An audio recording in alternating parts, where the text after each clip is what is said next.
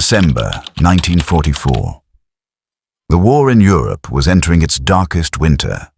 Germany was cornered, surrounded by enemies from east and west. But Hitler was not ready to surrender. He had one last gamble left. A desperate counterattack that could change everything. It was called Operation Watch am Rhein. The world would remember it as the Battle of the Bulge. Hitler's goal was audacious: strike through the dense Ardennes forest, split the Allied lines in two, and capture the port of Antwerp, cutting off their supplies. If the plan succeeded, the Western Front could collapse. But there was one fatal flaw: fuel. Germany was running on fumes. By late 1944, the Third Reich's oil reserves were nearly gone.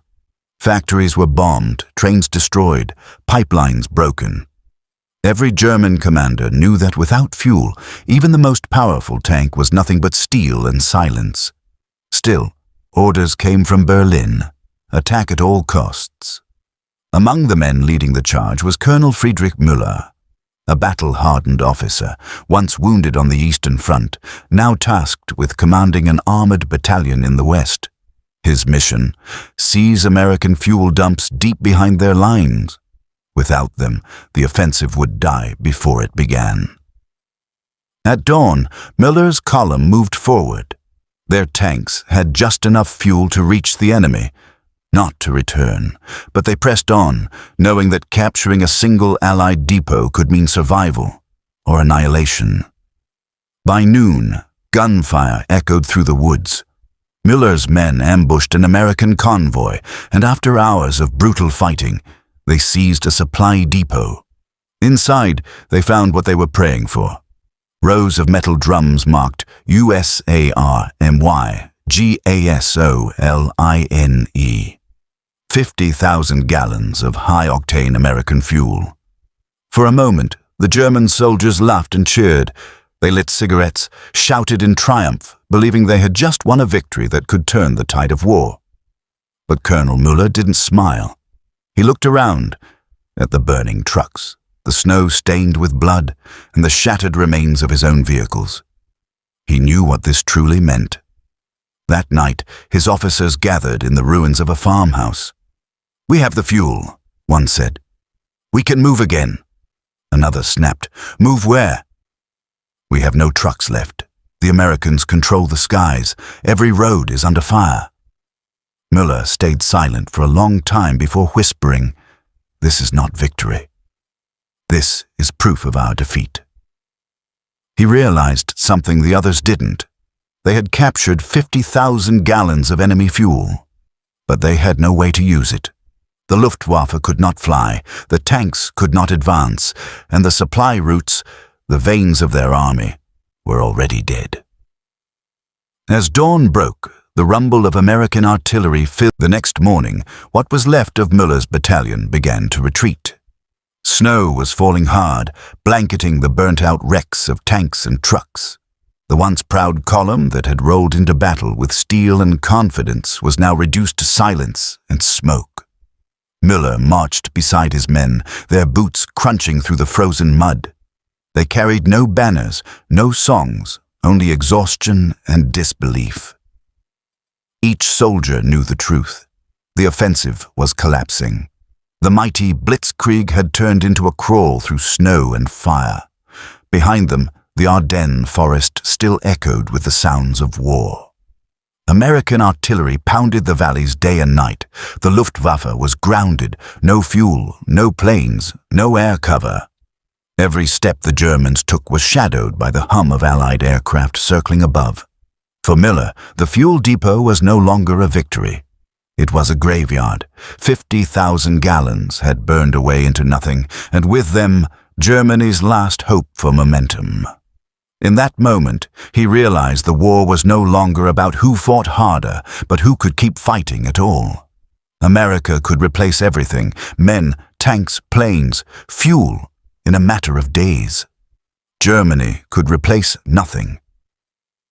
A few days later, Müller's unit was surrounded. The radio was silent. Food was gone. Snowdrifts buried their vehicles, and frostbite claimed their fingers. When American tanks appeared on the ridge, the German soldiers didn't fight. They simply waited. As they were captured, Müller looked around the American camp in disbelief. The sheer scale of it stunned him. Rows upon rows of trucks, stacked crates of fuel, food, medicine, ammunition, enough to supply an entire army for months. He saw engineers repairing tanks in heated tents, mechanics refueling trucks straight from massive tankers. The contrast was overwhelming.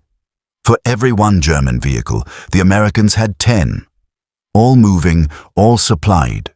For every gallon of German fuel, the Americans had rivers of it.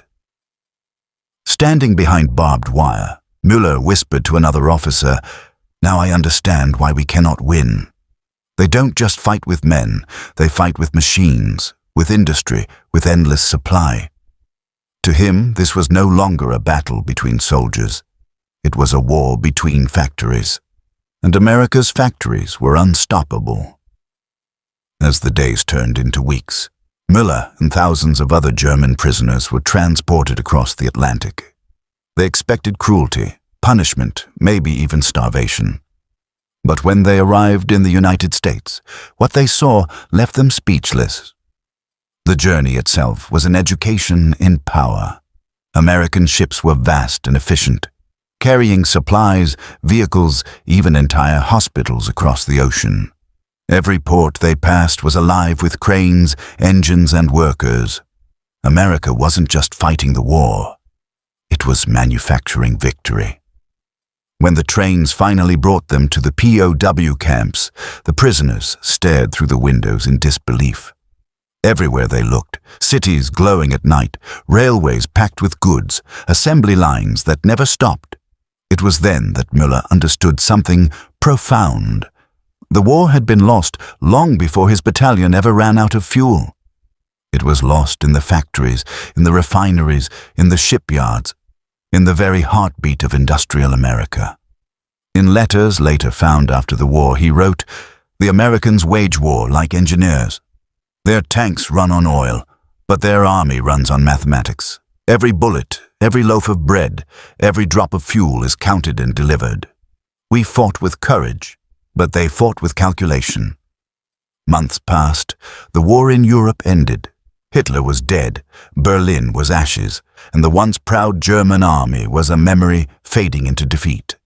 Yet, in those quiet American camps, many officers like Müller began to rethink everything they knew about warfare. They had seen the future. A war powered not by bravery or ideology, but by industry, logistics, and relentless organization.